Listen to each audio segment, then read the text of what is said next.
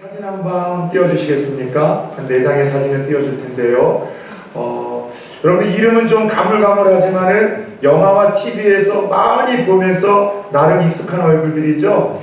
송병호, 김성호, 김정태, 박상홍이라는 분들인데 여러분 이 네 분의 공통점이 혹시 뭔지 아십니까? 네? 맞아요. 영화나 드라마에서 항상 전문 악역 배우들로 등장하는 이들입니다. 조폭이나 누군가의 등을 치거나 혹은 사회의 악으로서 전문 악역 배우들이 항상 여러분들 이분들이 나올 때가 많아요. 그런데 어느 한 예능 프로에서 영화나 드라마에서 전문 악역 배우들로 등장하는 이들의 고충을 한번 들은 적이 있어요.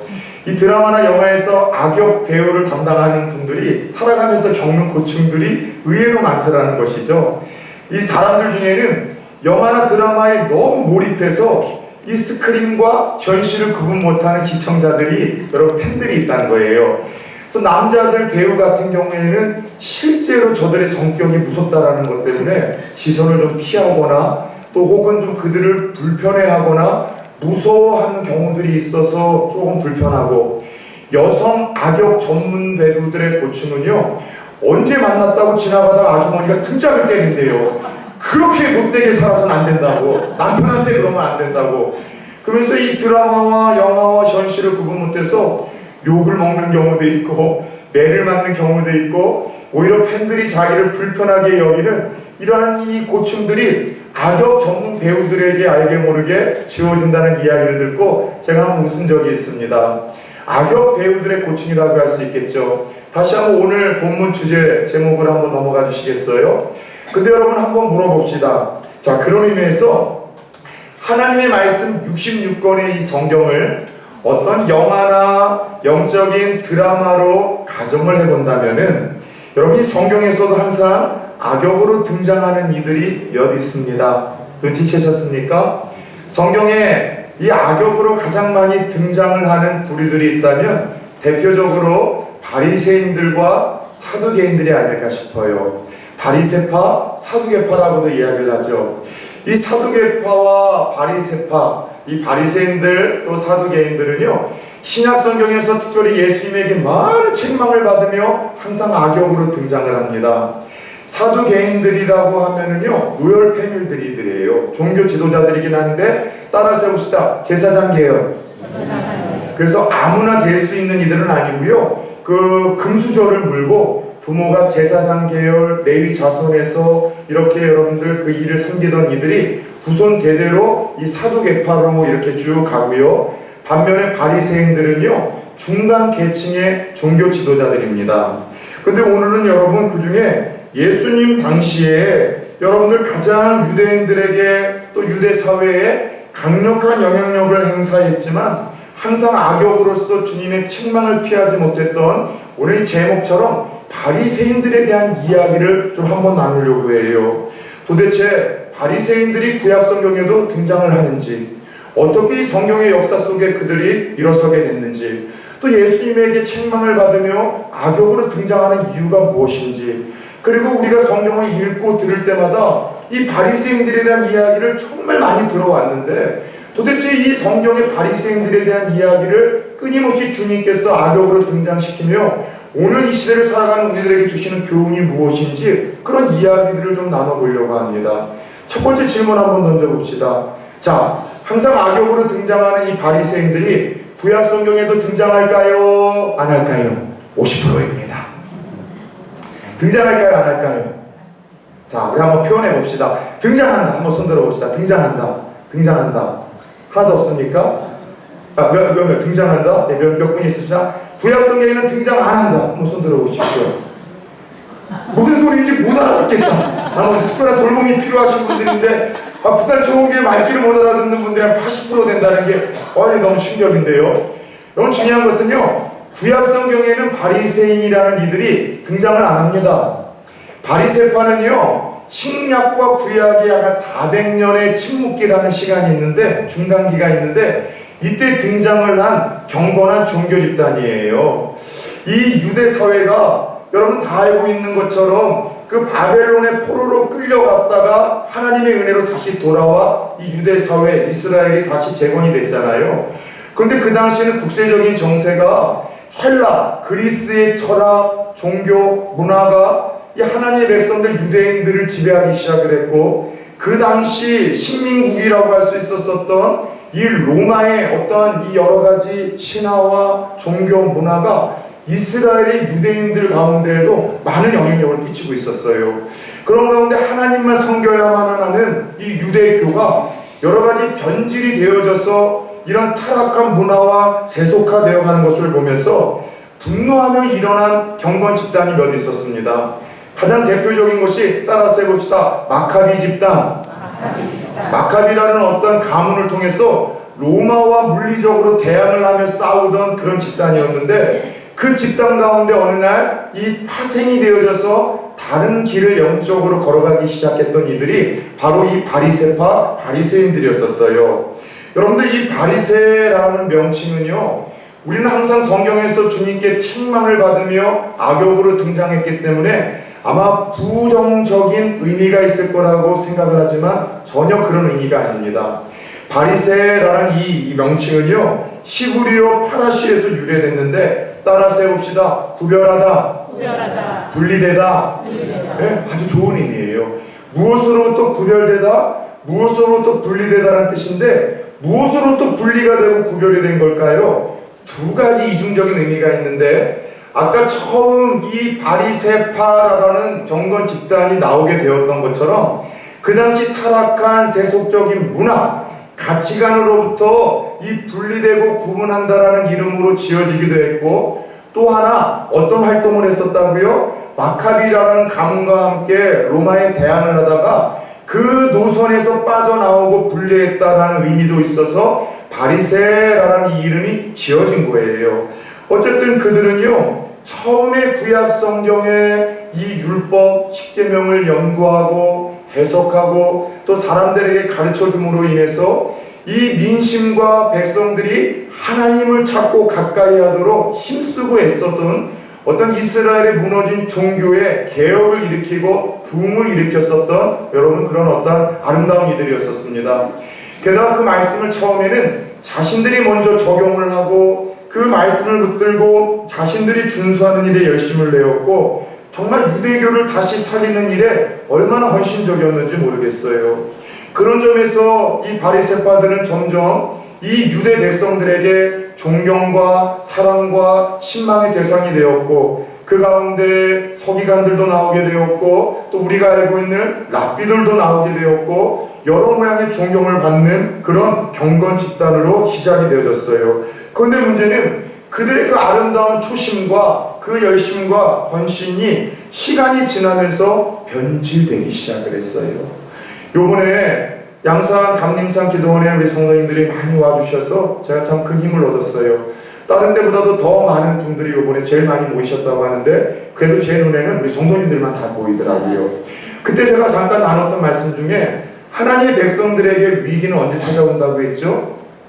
우리가 무언가 실패를 하거나 혹은 우리가 어떤 고난에 처하거나 역경이 주어질 때에도 하나님의 백성들에게는 위험한 시간일 수 있지만, 역사를 통해서 들여다보면은 성도들에게 있어 최고의 위기의 순간은요, 따라서 해봅시다. 잘 나갈 때, 평안할 때, 잘 나가고 평안할 때예요. 하나님이 나만 사랑하는 것처럼 내 기도를 즉각적으로 응답해 주시고, 마음의 소원 하나만 품어도 하나님께서 막 기가 막히게 해결해 주셔서 모든 것이 내가 생각하고 내가 원하는 대로 형통하고 평안하고 잘 나갈 때 꼭 그때 넘어지고요, 그때 문제가 일어나요. 그래서 고린도전서 10장 12절 말씀처럼 그런즉 선줄로 생각한 자는 넘어질까 조심하라는 주님의 말씀이 그래서 주어진 것 아니겠습니까?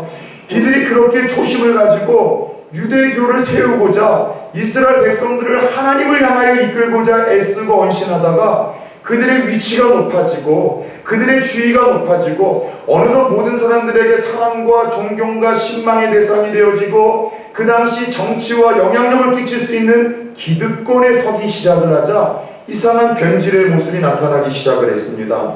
자꾸 사람들과 우리는 조금 더 말씀을 연구하고 말씀을 많이 알고 있는 존재라는 것을 부각시켜주고자 자꾸 이상한 율법을 만들기 시작한 거예요. 주님께서 주신 십계명과 구약의 말씀 외에 어떤 장로들의 유전과 전통을 통해서 하나님을 잘 섬기려면 이런 것도 해야 되고 이런 것도 해야 되고 신앙을 잘 회복하려면 이런 건 하지 말아야 되고 하지 말아야 된다라고 자꾸 율법 조항을 만들어서 지난주에 말씀 나눴죠. 무려 그 당시에 하나님 믿고 섬기려면은 613가지나 되는 그 어마무지한 율법을 만들어낸 장본인이 바로 이 바리새인들이었어요. 처음엔 그러지 않았는데 이렇게 말씀을 많이 만들어내고 율법을 많이 만들어냄으로 인해 자기들의 입김을 세게 만들고 자꾸 자기들을 의지하게끔 만들려고 하는 속셈이 있었던 것이죠. 그들은 의식법과 정결법을 중요하게 여기고 부정한 자들과의 접촉을 피했습니다.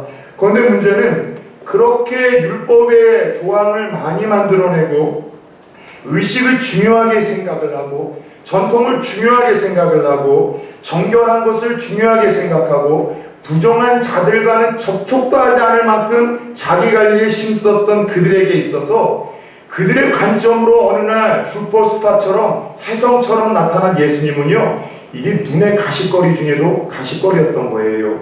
예수님 오셔서 하신 일들이 뭐예요?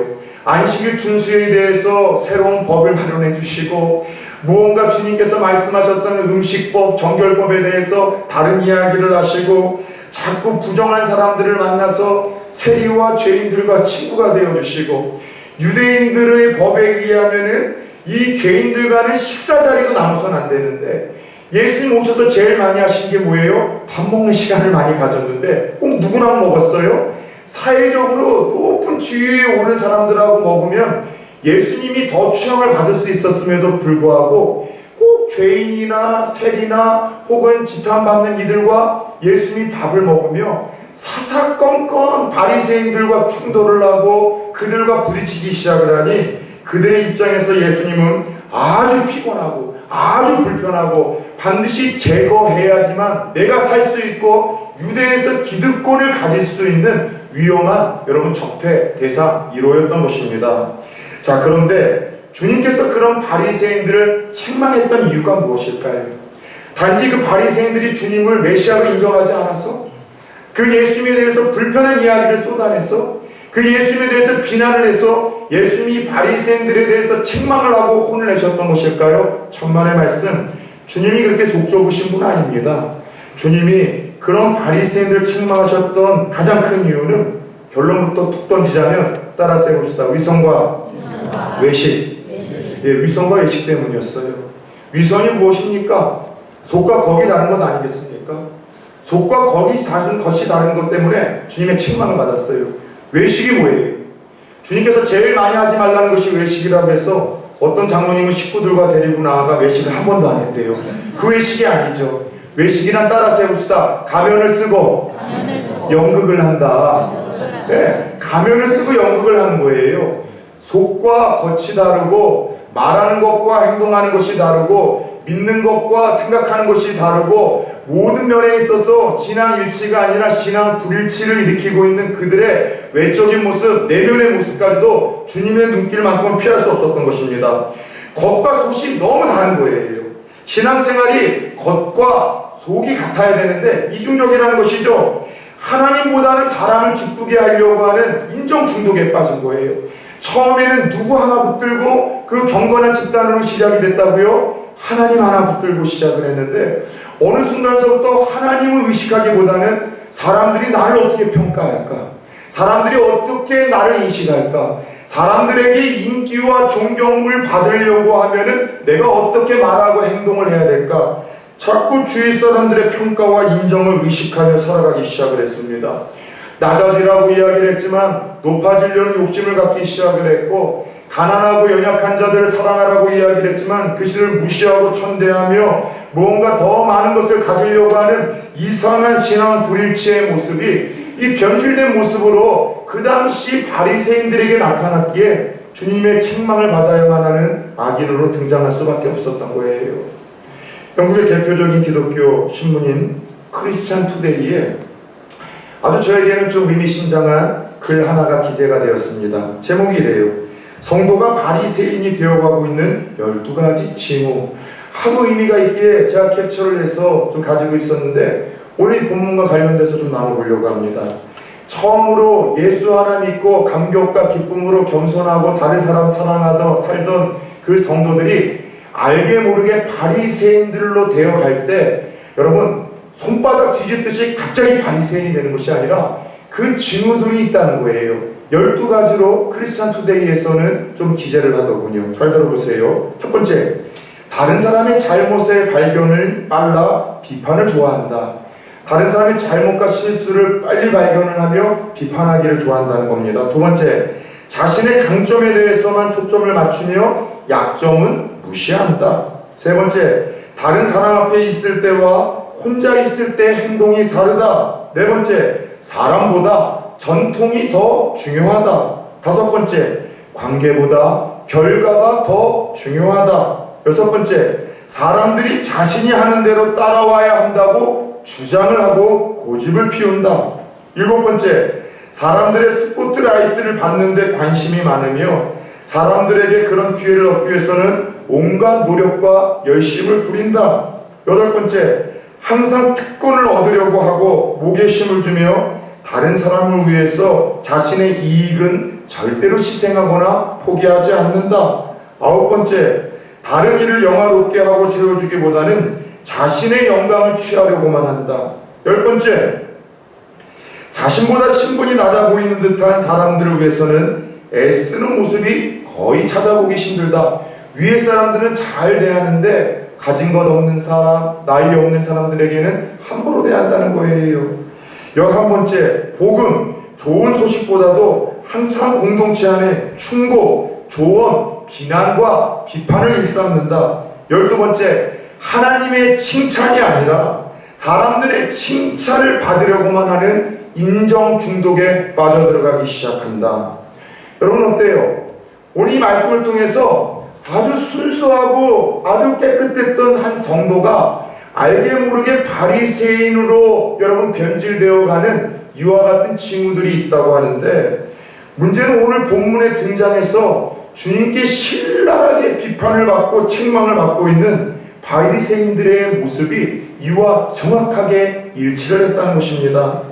그들은 자신들의 삶이 다른 이들보다도 더 거룩하고 경건하고 깨끗하고 정의롭다고 늘 생각을 하며 살았습니다. 그러나 주님은 그건 니들 생각이고 착각이라고 책망을 하셨죠. 여러분들 중에 혹시 허언증이라는 여러분 증상 아시는 분들이 있습니까? 허언증이라는 좀 병이 하나 있어요. 이게 뭐냐면은 평상시에 뻥, 공갈, 거짓말, 구라를 잘 치시는 분들이 있잖아요.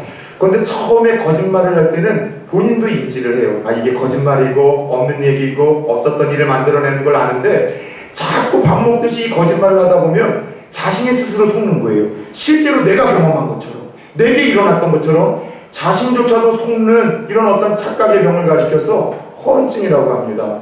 근데 우리 영적인 여러분, 허언증이 여러분 우리 바리새인들에게 나타났어요. 자신들에게는 문제가 일어나고 변질이 되기 시작을 했는데 자신들이 항상 옳은 말하고 바른 말하고 정의로운 말하니까 자신들의 삶이 옳고 정의롭고 바르고 경건하고 깨끗하고 거룩하다라고 스스로 자신들조차도 속고 말았다는 것이죠. 저는 한국교회를 보면은요, 한국교회만큼 정의의 투사들이 많은 교회는 없는 것 같아요. 어떤 한 교회, 한 목회자의 부정에 대한 이야기가 나오면 진위 여부를 떠나서 벌떼처럼 일어나서 TV에서 나와서 막 비판을 합니다. SNS를 통해서 막 여러 비판을 합니다. 강단에서 다 잘못됐고 다 틀려먹었다고 이야기를 합니다. 저는 여러분들 한국교회와 목회자들의 부정에 대한 이야기가 나올 때 강단에서이든 SNS에서이든 TV에서 나왔었던 신학자나 목사님이 하시는 이야기에 다 공감을 합니다. 틀린 얘기 없어요. 그런데 고개를 끄덕이는 그 공감 속에 제 안에 그런 이 신랄한 비판과 또 고발에 대한 이야기를 보고 들으며 드는 의구심 하나가 있어요. 저분들이 정말로 이 일에 대해서 아파하고 슬퍼하는 선지자의 마음으로 비판하고 지금 고발을 하는 거고 진단을 하는 것일까? 아니면 혹시 선지자 흉내를 내고 있는 분들은 아닐까? 여러분 성경을 보면은요 항상 선지자들과 선지자 흉내를 내는 두 노선이 있음을 요즘 우리 새벽에 예레미야서를 통해서 발견을 하게 되어져요. 선지자 흉내를 내는 사람들이 있어요. 옳은 말이에요. 항상 정의로운 말이에요. 바른 말을 해요. 그런데 그 사람들이 여러분들 그 하는 말을 여러분 뒷받침이 안 될 뿐만 아니라 더 나아가 여러분들 문제는 뭐냐면은 아픈 마음이 없는 거예요. 선지자는 어떤 사람들인 줄 아세요? 말하는 바와 행하는 바와 같죠. 사랑을 이야기하고 여러분들 섬김을 이야기를 하면서 좋은 차를 타고 좋은 집에 가면서 선교, 전도, 나눔을 이야기하는 목회자들 여러분 주님의 마음속에 드는 생각이 있는 거예요. 여러 가지 고민이 좀 생겨요. 그것뿐만이 아닙니다. 여러분 무언가 연달하게 이야기를 하는데 그것 때문에 여러분 아파하거나 눈물을 흘려보거나 금식을 하거나 기도하는 것이 진짜 성경에 등장하는 참 선지자의 모습이라는 거예요. 예, 비판합니다. 잘못됐다는 것에 대해서 보장하지 않고 하나님의 마음으로 잘못됐다고 책망을 해요. 근데 그 책망에는 사랑이 담겨 있어요. 눈물이 있어요. 금식이 있고 기도가 있고 끓는 아비의 마음이 있는데 그 마음이 없이 어떤 볼때처럼 일어나서 교회와 목회자의 부정에 대해서 찬란하게 판단하고 여러분 부정적으로 이야기하시는 분들 저는 왠지 모르겠는데 제 성형과 좀 영이 부딪히는 거예요. 그래서 그런 분들에게는 두 번 다시금 강단에 세우고 싶은 마음이 없어요. 이런 은연한 마음이 있는 것 아닐까요? 지금 제가 얘기하고 있는 분들과 우리 교회는 다릅니다. 지금 저희 선교사들은 한국에 있는 타락한 목회자들과는 차원이 다릅니다. 나는 저들보다 더 경건합니다. 의롭습니다. 그들의 실수와 그들의 불의를 적어도 나는 행하지 않게 이런 얘기를 한다라는 그런 여러분들 은근한 신바리새인의 마음에 빠져 혹시 그런 아픈 마음 없이 선지자 흉내를 내는 것은 아닌가 모르겠어요. 오늘 이 바리새인들이 그랬어요.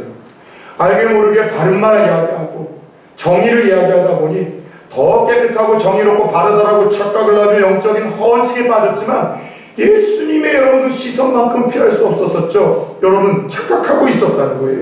오히려 예수님께서는 말과 행동이 다르고 믿음과 삶이 다른 그들의 이중성을 위선과 외식이라고 강력하게 책망을 하십니다.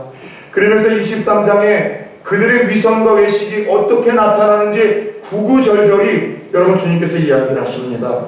율법이 쓰인 긴 옷을 입고 길게 기도를 하고 회당에서 항상 높은 자리에 앉아 인사받기를 좋아합니다. 먼저 하기보다는 성경에 능통하고 규례를 철저히 지키는 자신들을 과시합니다. 이런 훈련도 받았고 이런 성경 공부도 했고 이렇게 오래 믿었노라. 그러면서도 항상 다른 사람들에게 영감받는 거 인정받기를 원합니다. 사람들이 인정해주지 않으면 다 떠나고 다 내려놓고 다 적이 되는 것이죠.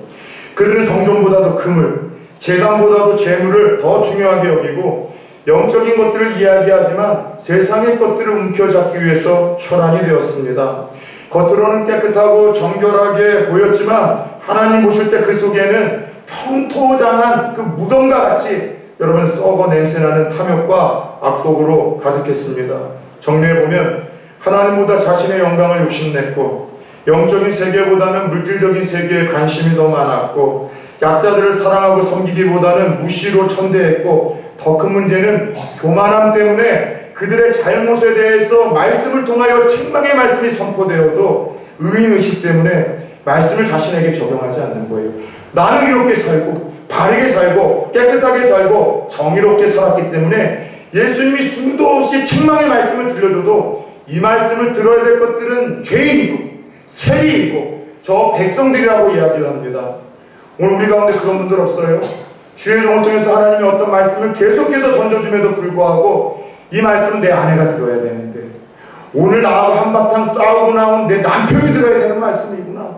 아, 이 말씀은 그때 나에게 무례함으로 좀 상처 주었던 그 장로님이 들어야 되는 말씀인데 아이고 그 집사가 들어야 되고 그 권사가 들어야 되는 말씀인데 나 들으라고 하나님이 끊임없이 주심에도 불구하고 알게 모르게 영적 허언증에 빠져 신바리새인주의가 되어져서 그 말씀에게 나에게 적용하지 않는 것 이것이 오늘 책망을 받을 수밖에 없었고 악역을 자처할 수밖에 없었던 바리새인들의 가장 큰 문제였었다는 것이죠.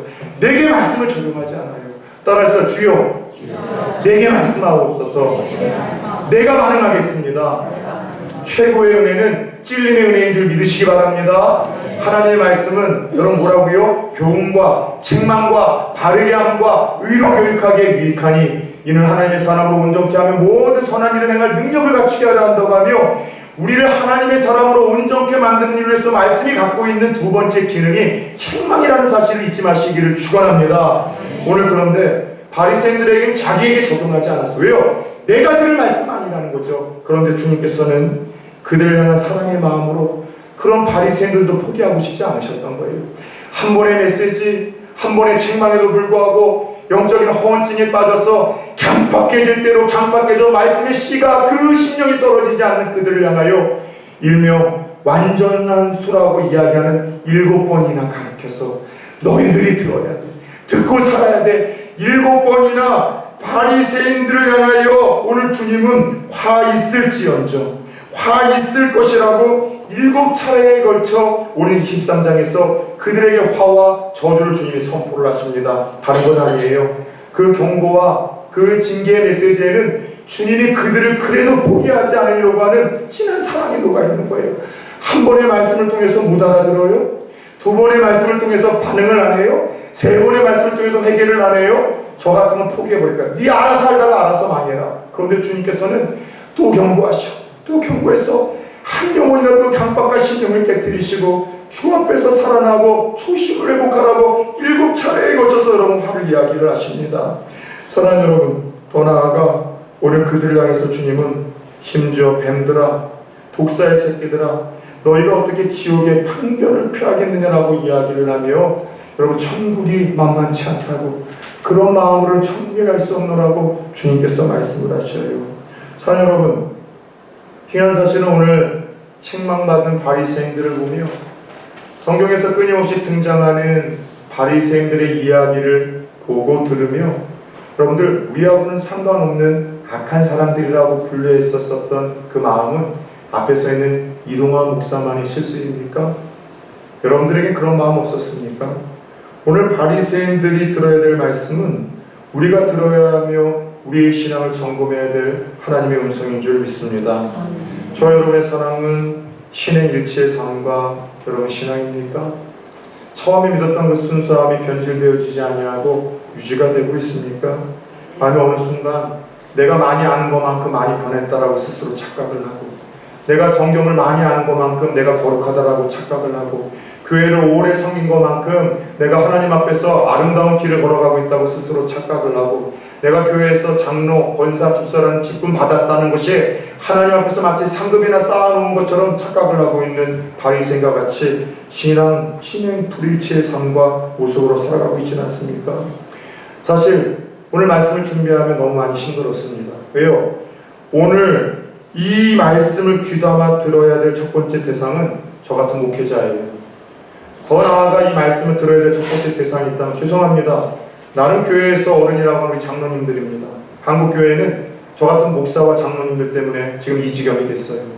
목사와 장로님들이 여러분들 바르게 살았던 한국교회가 지금 이렇게 어렵고, 우리 주위에서 쉽게 듣는 교회의 불미스러운 이야기들을 우리 듣지 않을 것입니다. 여러분들 더 나아가 오늘 이 말씀을 들어야 될 이는 목사, 장로만이 아니라 하나님께서 세우신 우리 직분자들의 생각은 하시지 않습니까? 이런 재밌는 이야기를 한번 들었어요. 어느 한 평신도가 세상에 천국에 가게 되었습니다. 갑자기 천국에 갔더니만 이 하나님이 문을 삐곡히 열더니만 형 왔냐? 시큰둥하게 반응을 하셔서 조금 서운하더래요. 근데 바로 이어서 자기 교회 장로님이 오시는데 아이고야 잘 왔다, 되게 더 반갑게 또 이 장로님을 맞이하시더래요. 되게 서운한 마음이 있던 찰나에 자기 교회 담임 목사님이 천국에 왔다고 합니다. 그러자 하나님이 맨발로 뛰쳐나가 아이고야 잘 왔다, 수고했다 막 안아주면서 막 우시더래요. 얼마나 서운했겠습니까? 하나님에게 따졌대요. 하나님 서운합니다. 어떻게 이러실 수 있습니까? 세상에서도 목사, 장로, 권사 이런 직분 때문에 평신도라고 이 차별받았는데 천국에서도 목사와 장로, 평신도 가르십니까? 하나님이 이런 대답을 하시더래요. 미안하다, 미안하다. 그런데 목사가, 장로가 천국에 너무나 오래간만에 와서 언제 오고 이것이 또다시 온 건지 몰라서 나도 모르게 기뻐서 실수를 했다는 이야기를 하세요. 저는 이 말씀을 저 같은 목사와 우리 장로들 혹은 더 나아가 직분자들이 심각하게 들어야 될 우스갯소리라고 확신을 합니다. 죄송하지만 오늘 말씀을 준비하며 제 자신의 치부를 성령께서는 마음을 드러내셨어요. 저는 여러분들 영적인 허언증에 빠진 저는 신바리새인 목사입니다. 성도들에게 늘 이야기를 하지만 제 삶이 이렇게 따르지 못할 때가 참 많아요. 겉과 속이 다르다는 것에 대해서 여러분한테 얼마든지 포장하며 연기할 수 있죠. 강단에서 쓰는 가면과 또 제가 집에서 쓰는 가면, 교회에서 쓰는 가면과 세상에서 쓰는 가면, 교회에서 성도님들 태우고 다니는 운전과 여러분 세상에서 혼자 다니는 그 운전에 쓰는 가면이 저마다 다른데 얼마나 연기를 잘했는지 저조차도 모르고 있었고 제가 잘하고 있다고 생각을 했어요. 성도들에게 인정받고 싶어서, 좋은 모습 보여주고 싶어서, 늘 좋은 칭찬 듣고 싶어서 목사로서 해야 될 사명을 못할 때가 많았어요. 잘못된 길을 걸어가고 망할 길 걸어갈 때는 따끔하게 책망도 해야 되고 혼도 내어줘서 정신 차리게 만들어야 되는데 저는 못합니다. 왜요? 책망할 성도 앞에서 책망했다, 이 작은 교회에서 식구들 내리고 떠날까봐 그거 무서워서 못했어요. 지옥으로 걸어가고 있는데 교회 떠날까봐 못하는 목사, 바리새인 아닙니까? 드려야 될 얘기가 있는데 저한테 불편한 얼굴을 내고 저에게 불편한 감정을 드러낼까봐 좋은 게 좋은 거라는 식으로 그냥 지켜보는 이 목자가, 여러분 이게 어떻게 참 목자일 수 있습니까? 바리새인 아닙니까? 하나님 사랑하고 천국을 바라보라고요? 그럴듯하게 이야기를 했지만 내 안에, 제 안에서 일어나는 야망과 얼마나 많이 싸우는지 아십니까? 새벽에 나오셨던 분들에게는 간증을 했던 것 같아요. 2주 전에 전반기 수요 노방전도 팀들을 위로차 여러분들 야유회를 다녀왔습니다. 다녀와서 양산에 있는 한 곳에서 식사를 좀 하려고 차를 몰고 가는데 갑자기 조금 이 승용차 하나가 팍 끼어들어서 깜짝 놀란 때가 있었어요. 그런데 그 순간에 어떠한 이 생각과 어떠한 이 마음이 떠올랐는가 하면 그 딱 차장을 보니까 얼마 전에 저를 청빙하려다가 제가 거절을 했던 그 교회에서 담임 목사에게 줬던 그 차, 그리고 그 이야기를 제가 들었었는데 갑자기 그게 확 생각이 나는 거예요. 그래서 지금 이 버스를 하루 종일 버스랍니다. 봉고차를 운행하고 있는 내 자신에 대해서 자꾸 자기연민이 생기는 거예요. 이거 뭐하고 있는 거지? 세상에 그 목사는 부목사가 운전을 하면서 신방 다닌다고 하는데 불편한 건 안 하고 다 성도님도 알아서 하는 규모 있고 질서 있고 체계가 담긴 교회라는데 거절하고서 내가 이거 하고 있는 게 이게 뭔가? 이게 뭐지? 여러분들 좋은 차 타고 다니고 화려하게 목회를 하고 편하게 추앙을 받으면서 목회를 하시는 분이 갑자기 그 기회가 내게 여러분이 사라졌다는 게 너무 화가 나는 거예요. 순간 제 안에서 아주 짧은 시간이었지만 되게 힘들었고 너무 하나님 앞에 부끄러웠어요. 그래서 우리 뒤에 타셨던 권사님들은 모르겠지만 찬양 하나를 제가 스스로 찾아서 틀었어요. 그리고 부르기 시작을 했어요. 바람으로. 그 찬양이 그거예요. 주 예수보다 더 귀한 것은, 예수보다 더 귀한 것은 없네. 세상에 부귀와 바꿀 수 없네. 예수보다 더 귀한 것은 없네. 세상에 그 무엇도 바꿀 수 없네. 그럼 목사도 그 낮은 길, 험한 길, 주님의 뜻을 따르겠다는 그 초심을 가지고 걸어간 그 목사도 끝까지 화려함을 꼴 보고 있어요. 여러분 이게 바리새인 아닙니까? 저는 바리새인이에요. 사람들 눈치를 보면서 인정이 있으면은 계속해서 그 일 열심히 하고, 내가 열심히 하는데 사람이 인정해주지 않고 나를 평가해주지 않으면은 포기하고 내려놓는 것, 그럼 믿고 고백하는 것과 삶과 행함이 여러분 불일치하는 바리새인들이 저 아닙니까? 오늘 책망받아야 될 목사가 저였었죠. 오늘 주님이 말씀하십니다. 3절이에요. 너희가 바리새인들이 말하는 바는 행하고 지키되 그들이 하는 행위는 본받지 말라. 얼마나 비참합니까? 제가 여러분에게 선하는 말은 행하는데 행위를 본받지 말라고요. 여러분 그래서 저는요 오늘 찔리는 말씀 앞에 이렇게 다짐을 하며 결단을 합니다. 주님, 제가 말하는 바만이 아니라 행하는 바도 따르라고 이야기했던 사도 바울의 위대한 선포처럼 너희는 내게 보고 배운 바대로 행하라는 그 말씀이 하나님 저에게도 우리 성도님들에게 선포될 수 있는 목사가 되게 해주세요. 제가 먼저 진실하게 말하고 성도들 눈치 보면서 좋은 게 좋은 거라는 식으로 그냥 침묵하는 목사가 아니라 지옥을 향해서 망할 길 걸어가는 이가 있다면 목덜미를 잡아서라도 끌어서 다른 길 가게 만들고 설교한 대로 먼저 순종하고 행동을 실천하는 더 좋은 목사 되겠습니다.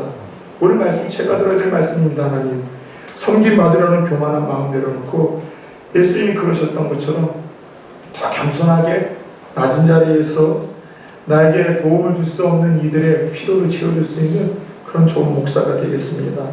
사람과 인정과 평가, 사람들이 어떻게 나를 이야기하는가가 저한테 상당히 중요한 인정 중독, 그 초입에 빠져있는 목사인데 사람의 이야기가 아니라 하나님 앞에 섰을 때 착하고 충성능력이라는 이야기 하나만 들으면 목사만 되겠습니다. 마찬가지로 오늘 여러분들에게도 그런 결단과 다짐이 필요한 시간은 아닙니까? 하나님, 내 안에도 바리새인과 같은 교만, 위선, 외식이 있었었는데 나조차도 얼마나 연기하는 일에 하나님 탁월한지 깜빡 있었습니다. 용서하옵소서. 바라기는 아는 것과 행하는 것이 같고 믿는 것과 행하는 것이 같은 주님과 같은 진행일치의 인생들이 되어져 이 7월 한 달과 남은 6월 또 주님 부르시는 그날까지 하나님 부끄러움 없이 설 수 있는 저와 여러분들이 되기를 꿈꿀 수 있는 오늘 하루가 되어지기를 예수의 이름으로 축원합니다.